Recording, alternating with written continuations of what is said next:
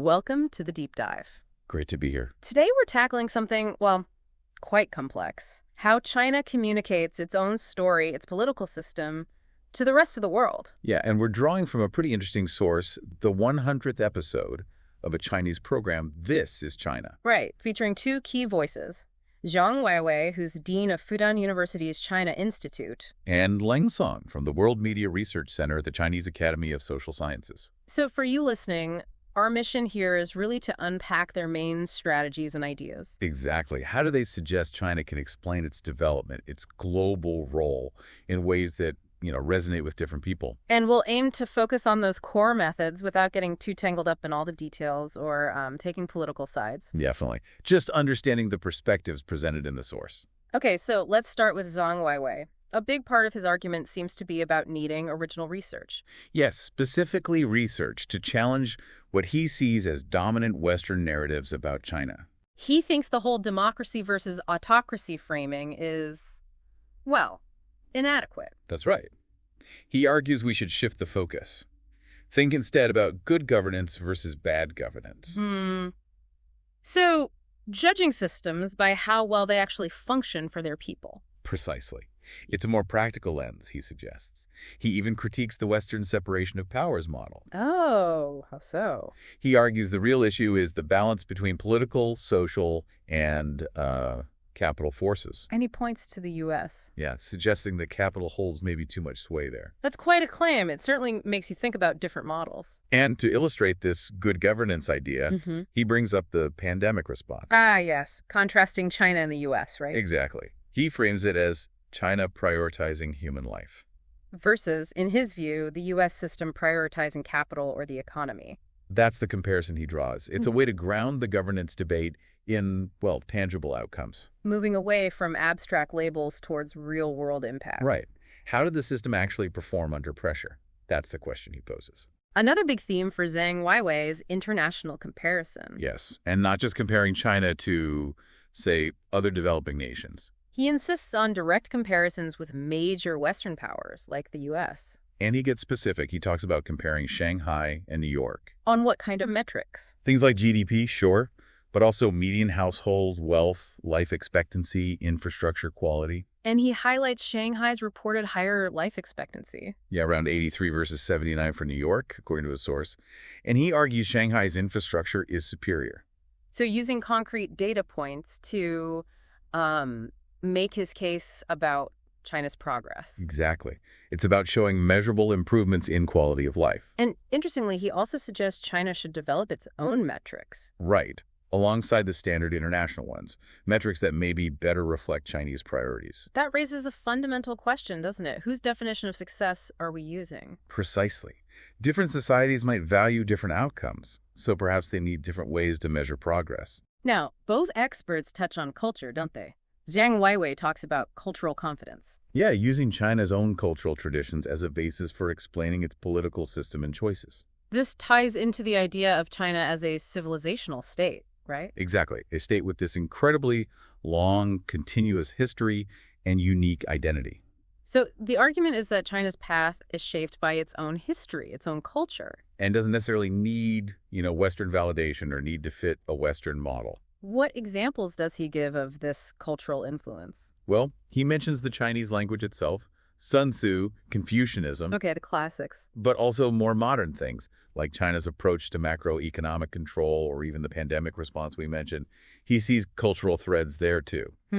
He also talks about the history of unification in China. Yes, how China historically integrated diverse states. He links that and the later fragmentation after the Jinhai Revolution to the current emphasis on a unified ruling entity. That's the connection he draws, understanding the present through the lens of that long history.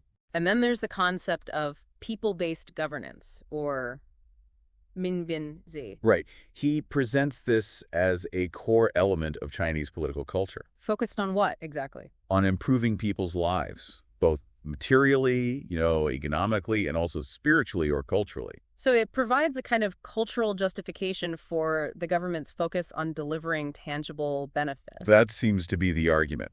Legitimacy derived from improving well-being, rather than solely from, say, electoral processes. Okay, let's shift focus a bit to Leng Song.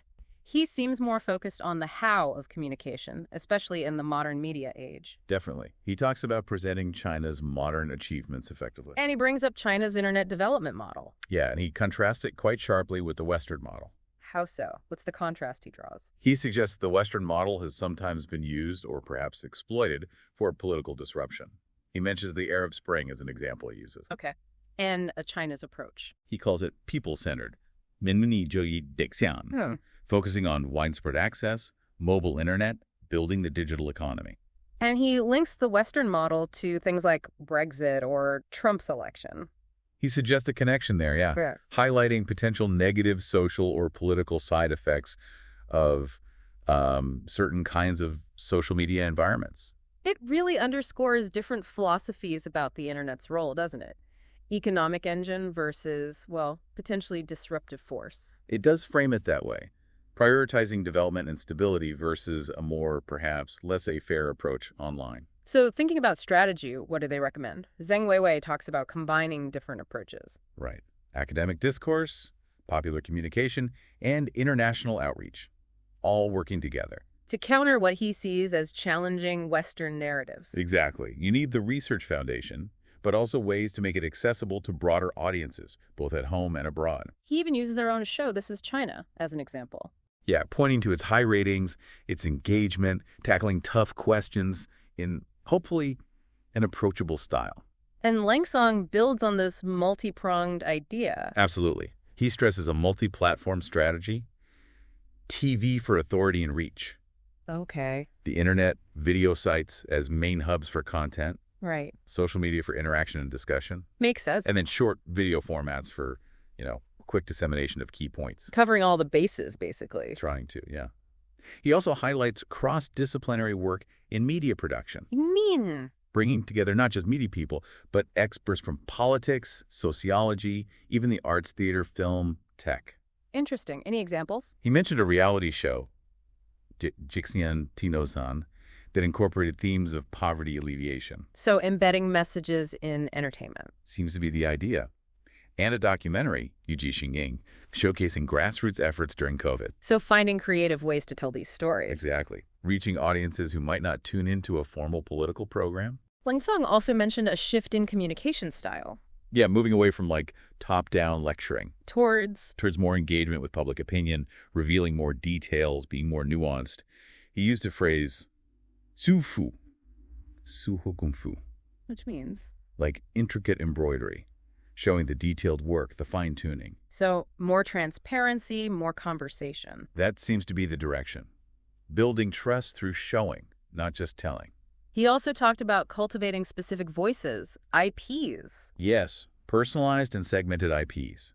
Think influential scholars or commentators who build a following. And connect with specific audiences. Right, maybe through short videos, Q&As, interactive formats online, tailoring the message in the messenger. It's about finding relatable figures for different online communities. That's the idea. Building connections through trusted individuals. And both experts seem to agree on the power of personal stories. Absolutely. Especially stories illustrating change, like poverty reduction or improved living standards. They mention specific examples. Yeah, the story of a porter, a Banyamkong, in Chongqing who managed to buy his own apartment. Okay, a tangible example of upward mobility. And also just the visual transformation of places like Shanghai over the decades, showing the change people have experienced. Making the big development narrative relatable on a human level. Exactly. Moving beyond abstract statistics. Langsong also made a point about external communication, didn't he? About differentiating audiences. Yes. Differentiating between Western governments and Western people. And advocating engagement with the people. People-to-people engagement, cultural exchange. Why that distinction? Well, the idea is that public opinion might differ from official government stances. So building goodwill at the grassroots level could help counter negative perceptions. A strategic focus on public diplomacy, essentially. You could put it that way, yes. Okay, the source also included some hypothetical listener questions. Let's touch on those. One was from an Australian student. Right, asking how to talk about the Chinese system's advantages with Western friends. What was Zheng Weiwei's advice there? He suggested focusing on China's achievements, but also acknowledging challenges. Honesty matters. And using comparisons. Yes, like comparing leadership experience or the pandemic responses between, say, Australia and Shanghai. Bringing it back to tangible comparisons, he also mentioned China's unique context again. Yeah, the idea of China being like a union of 100 states, emphasizing its scale and complexity. And Ling Song added some practical tips. He did. Use credible data, maybe even from Western sources like Pew Research, if it supports the point. Okay. Share those personal stories of positive change we talked about. Right. And maybe compare specific metrics that resonate, like infant mortality or median wealth, things that reflect people's lives directly. So combining data, stories, and comparison. That seems to be the approach. Another question was about Chinese students studying abroad, giving concerns about anti-Asian sentiment. Yeah, very real concern. Zhang Weiwei acknowledged the issue and the, changing global atmosphere. His advice for students? Basically develop a realistic view of the West. Mm-hmm. It's not perfect.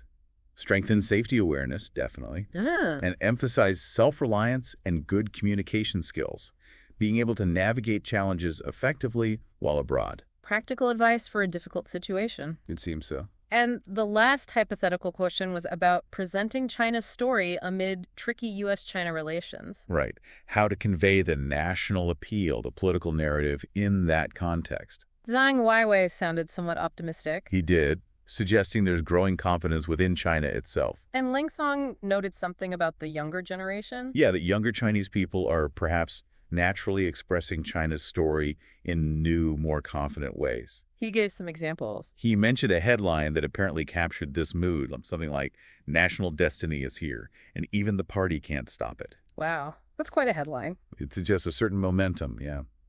He also mentioned using imagery like Kung Fu Panda, blending Chinese elements with popular global culture. So becoming more savvy about using modern storytelling techniques. Exactly. He stressed using compelling characters, conflict, suspense, meaningful endings, the basics of good storytelling applied to the national narrative. Finding more engaging ways to frame the story. Right.